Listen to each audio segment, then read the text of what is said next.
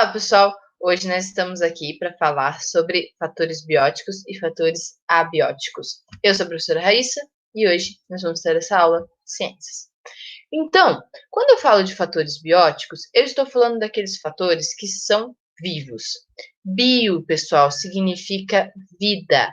Toda vez que eu ouço a palavra vida, eu tenho que lembrar que vida significa tudo aquilo que se reproduz, que tem características de seres vivos, tá bom? Então, quando eu falo de vida, eu estou falando das características dos seres vivos. E toda vez que eu falo de biologia, eu estou falando do estudo da vida, o estudo dessas características dos seres vivos, tá bom? Então, vamos começar com o mais fácil. Os fatores abióticos, eles são muito simples, pessoal. Abióticos significa que eles não têm vida. São fatores mortos? Não. São fatores que não têm vida. Os fatores abióticos, então, eles são os fatores físicos, químicos do ecossistema. Então, eles são aqueles que fazem com que os fatores bióticos possam funcionar.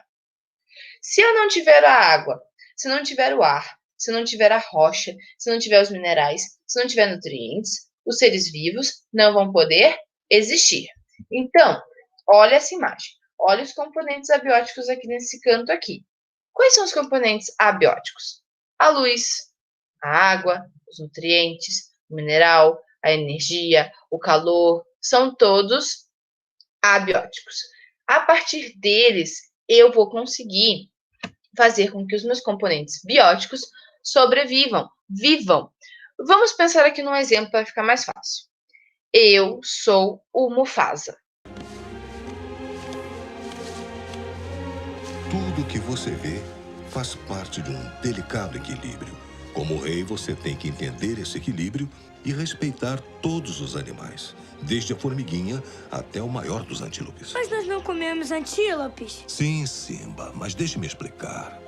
Quando você morre, seu corpo se torna grama e o antílope come ela. E assim, estamos todos ligados no grande ciclo da vida. Tá bom? Lembram do Mufasa? O Mufasa, ele morreu. Spoiler para quem não assistiu o Rei Leão. O Mufasa morreu. Ele foi decomposto por fungos e bactérias. E ele foi decomposto, virou uma pasta de decomposição. A água levou, essa água foi para a terra e na terra ajudou a crescer uma enorme planta. Essa planta muito grande, a acácia, foi comida por uma girafa. A girafa, então, comeu o Mufasa. Como? Ela comeu os nutrientes que o Mufasa tinha, que foram levados, foram decompostos e foram colocados na água. Então, sim, o ciclo da vida depende dos elementos abióticos e depende dos elementos bióticos. E quando eu for falar, então, dos fatores bióticos, dos seres vivos, daqueles que vivem, a primeira coisa que eu tenho que pensar é na alimentação. Então, como é que esses seres se alimentam? Lembra, se eu sou um ser heterotrófico, eu produzo meu alimento. E se eu produzo meu alimento, eu posso ser herbívoro, onívoro ou carnívoro. Herbívoro, que come planta. Onívoro, que come universo, come de tudo. Carnívoro, eu como carne. Carnívoro, repitam comigo. Carnívoro, come carne. Onívoro, universo, come de tudo. Herbívoro, come somente plantas. Então, os herbívoros só comem os seres autotróficos, os onívoros comem um pouquinho e os carnívoros só comem outros seres que não são seres como as plantas. São seres como um besouro, ou uma galinha, um frango, alguma coisa do tipo, tá bom? Carnívoro come carne. Então, gente, olha, quando eu tô falando de autotróficos ou autótrofos, eu tô falando daqueles seres que fazem o seu próprio alimento. Olha essa palavra aqui, ó. Eu vou até grifar para a gente entender. Automóvel, autossuficiente. Trófos, alimento. cadeia trófica, cadeia de alimentos. Então, os autótrofos são aqueles seres que produzem seu próprio alimento através da fotossíntese. E a fotossíntese é um processo maravilhoso que faz com que nós tenhamos oxigênio no nosso meio ambiente. O2, oxigênio. Então, é através do oxigênio que esses seres vão poder, esses seres aqui, ó, os heterótrofos, eles vão poder respirar.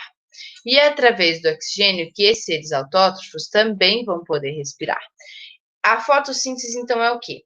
Tira o CO2 do ar. Eu vou explicar isso melhor nas próximas aulas. Só uma pincelada rápida. O que é a fotossíntese? Tira o CO2 do ar. Eu sou uma árvore. Pego o oxigênio, o gás carbônico do ar, transformo em alimento e depois jogo como se fosse oxigênio. Nesse processo, nessa transformação, eu faço o quê?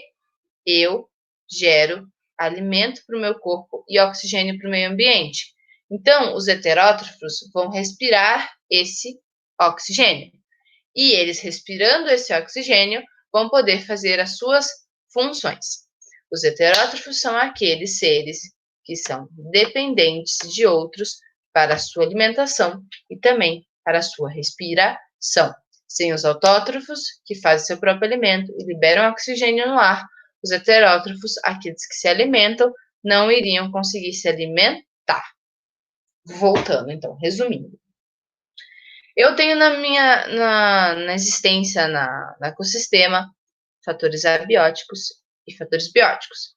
Fatores abióticos são aqueles que não têm vida, luz, água, ar, rochas. Os fatores bióticos são aqueles que têm vida, como os heterotróficos, são aqueles que vão se alimentar ali de outros animais. Os autótrofos também são seres vivos, mas eles produzem o seu próprio alimento e eles liberam no ar oxigênio.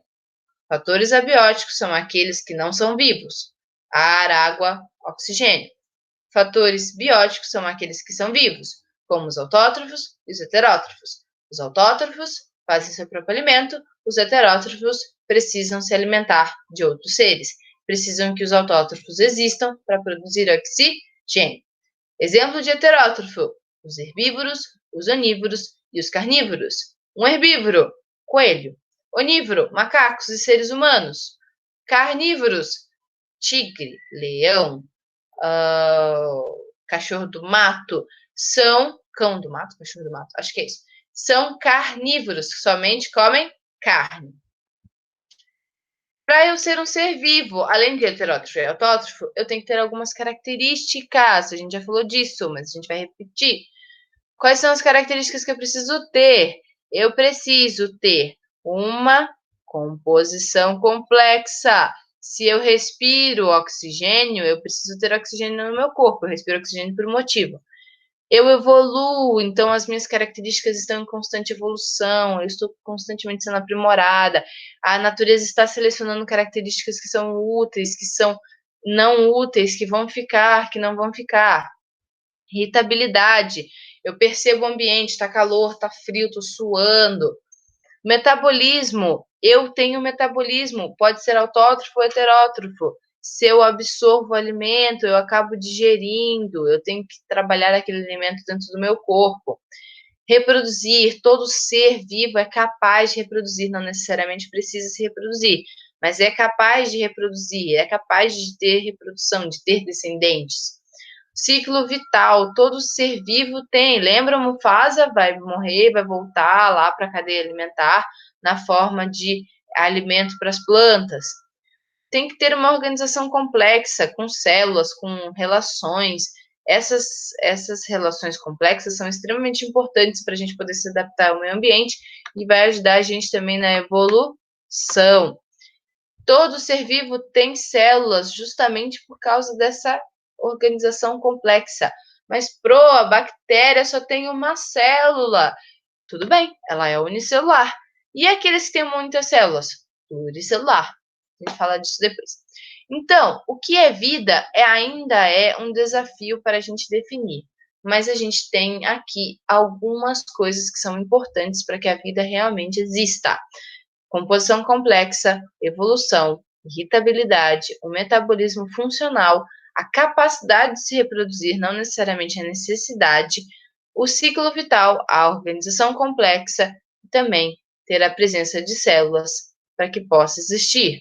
O ecossistema, então, é a junção desses fatores vivos com os fatores não vivos funcionando de forma equilibrada e sustentável.